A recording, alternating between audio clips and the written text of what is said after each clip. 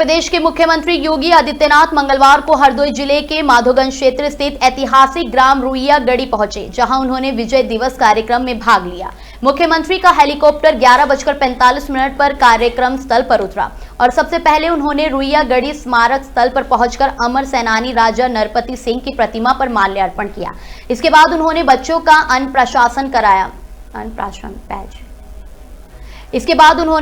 अन्नप्राशन कराया और कई विभागों द्वारा लगाए गए स्टॉल और प्रदर्शनी का निरीक्षण किया। मुख्यमंत्री ने इस मौके पर कई लाभार्थियों को स्वीकृत पत्र भी वितरित किए और विकास की योजनाओं का लोकार्पण एवं शिलान्यास किया।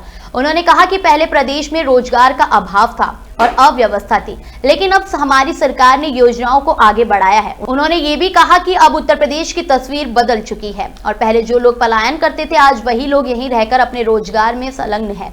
सीएम योगी ने भारत के लोकतंत्र की भी सराहना करते हुए कहा कि आज भारत दुनिया का सबसे बड़ा लोकतंत्र है और प्रदेश में जो पहले दंगों का माहौल था, अब वह समाप्त हो चुका है। उन्होंने इस अवसर पर दंगाइयों के खिलाफ अपने सख्त रवैये को स्पष्ट किया और कहा कि बिना डंडे के दंगाइयों का इलाज नहीं हो सकता।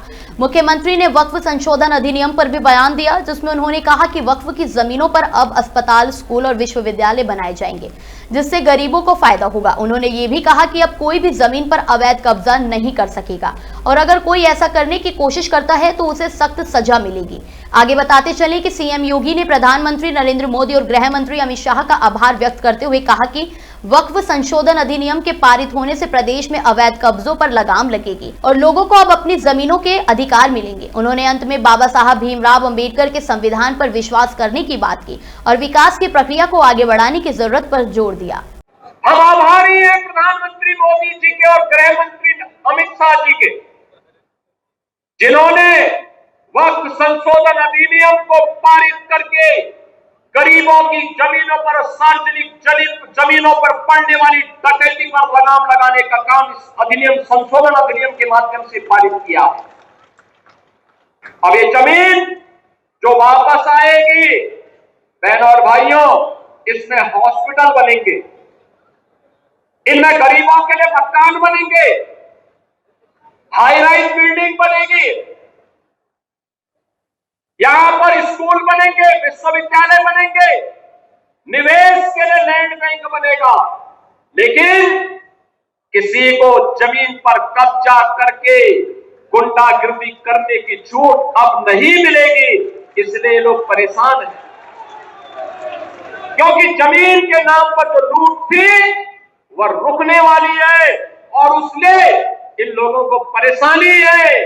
परेशानी इस बात को लेकर के कि अब गुर्गे खाली हो जाएंगे, तो पहले जो जनता को लूटते थे, इनको भय है कि इनके द्वारा पाले गए गुर्गे कहीं भस्मासुर हुए तो कहीं अब इन्हीं को न लूटने लग जाएं। इनके द्वारा अकूत संपत्ति जो अर्जित की गई है उसी पर डकैती न डालने लग जाए, इसलिए उस भय के कारण ये वक्फ के नाम पर जनता को बेवकूफ बनाने का काम कर रहे हैं, जनता के आंखों में धूल झोंकने का काम कर रहे हैं, गुमराह करने का काम कर रहे हैं। माधोगंज क्षेत्र में आज मुख्यमंत्री योगी आदित्यनाथ ने 650 करोड़ व 729 परियोजनाओं की लोकार्पण और शिलान्यास बोले। 2047 तक भारत बनेगा विश्व की सबसे बड़ी ताकत।